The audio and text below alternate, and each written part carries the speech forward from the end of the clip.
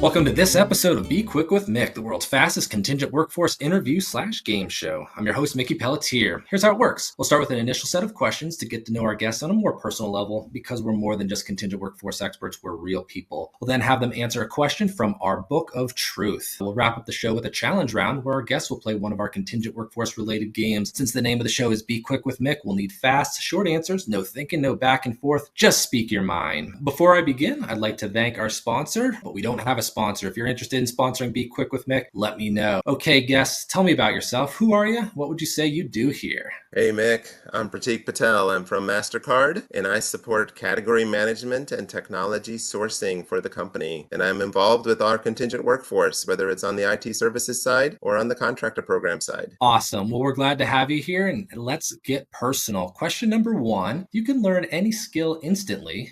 What would it be? Yeah, I think it's about emotional intelligence and understanding people, reading people, understanding how to cater to their thoughts so that it reciprocates to them very quickly. And I think that's important because I'm all about removing waste, and waste exists in communications. And if I can read people better, that's what I want to do. That's brilliant. Effective communication would be a great skill I think many of us could benefit from. Number two, what's the weirdest food or food combination you've ever tried? Oh, that would have to be 100-year-old egg in China. And it looks 100 years old. It smells rotten. It looked rotten, but Okay, some more. What's the story behind this? We're going to need to know more on a 100-year-old egg and why you're eating it. In my previous life, I used to go to China about 3 times a year visiting suppliers. One of our suppliers took us on a lunch. And at the lunch, they had this 100-year-old egg. And, they asked us and they said, you don't have to eat this, but this is something that's a delicacy that others do eat here. I had my quality manager and always up for a challenge, and I knew he was. So I dared him to eat the 100-year-old egg. And I said, I'll do it with you. And so we both did, and we were not too happy after that. You survived. You're here to tell the story. That's what matters most.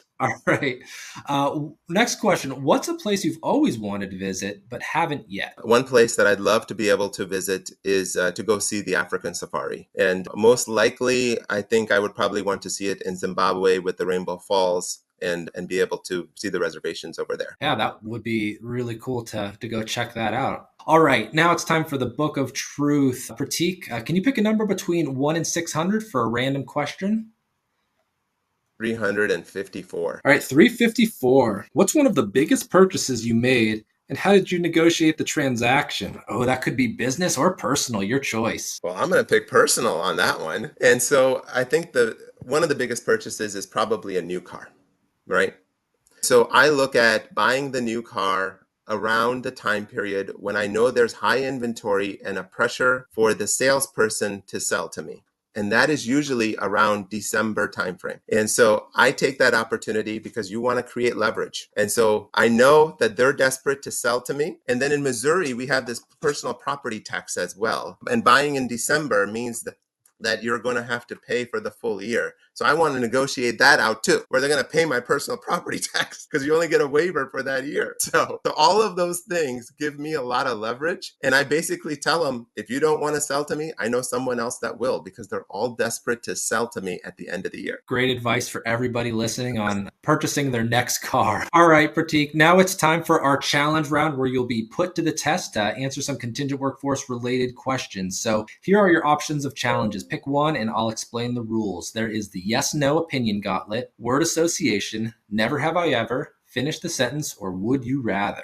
Would you rather? All right, would you rather? I'll present you with 2 challenging scenarios related to contingent workforce, and you have to choose one. And we'll see how many we can get through in 60 seconds here. So I'll go ahead and set our timer, and we'll begin here. All right, would you rather onboard a team of 50 contractors in 1 week or handle an urgent project with only one reliable consultant? 50 contractors in 1 week. Would you prioritize cost savings or quality of talent for your contingent workforce program? Quality of talent. Would you rather work with a vendor who who offers lower rates but inconsistent service, or one with higher rates but exceptional reliability? Higher rates, exceptional reliability. Would you rather handle a project where leadership changes scope weekly, or one where the deliverables are unclear from the start? Leadership changes because the deliverables you can align on. Final one. Would you rather have a contingent workforce program team that's 100% remote or one that's 100% on-site? We're a hybrid environment, so I'm going to say on-site. Okay. There's no right or wrong answer with these. So that is the last question. So Pratik, I want to thank you for taking the time to sit with me and be on the show. And thanks everybody for listening, and hope you all have a wonderful day.